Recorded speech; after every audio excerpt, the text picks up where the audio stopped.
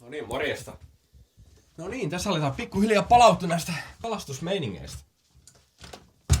Tiluliluli, nyt se on auki, nyt se on kiinni. Joo, tuossa poikien kanssa tuli 3 päivää kalasteltua tuolla Torniolla. Munat pataa joka jätkällä. Jopa näillä saatanan pitkä tukilla. Ihme homma. Molemmilla oli ponihännät niin saatanan kireellä, että veti oikein silmäkin kieroon. Molemmat näytti ihan Steven Seagalille. Joo.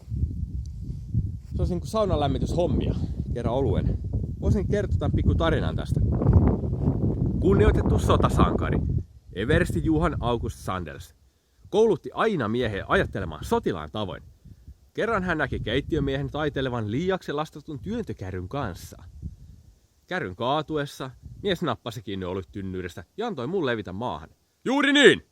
Strategia on taito valita taistelut, jotka taistelee, tokaisi Sandels. Mikä vitun paskahosu tää jätkä oikein on? Ei saatana. No joo, voin kertoa toisenkin tarinan, mikä joskus luin. Kunnioitettu sotasankari, eversti Johan August Sandels, näki haavoittuneen maan miehensä oluttynnyrin vieressä. Sandels säntäsi äkkiä paikalle, nappasi oluttynnyrissä kiinni, raahasi lähimpään pusikkoon, joi koko tynnyrin yhdellä kulauksella. Ja aamulla hänet löydetään. Sota on jo ohi ja Sandelsilla paskat housussa ja oluttynnyri päässään. Hänet palkittiin urhollisuusmitalilla. Oi jumalauta. Joo, minä se olin. Vittu paska jätkä. Satana. No kyllä nolompaa jätkää kyllä. En ole kyllä nähnyt, mutta en ole kyllä kuullutkaan yhtään nolommasta. Vittu.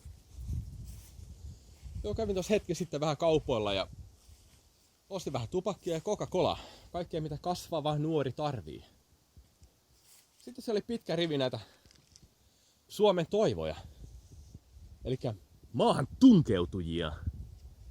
Eikö se saatana pohkissa suihkuu? Kaikki on siinä saatana pahalla. Voi vittu mä sanon. No joo. Eikö siinä ollut taas sekoilla tarpeeksi? Lähdetään lämmittää saunaa. Ai.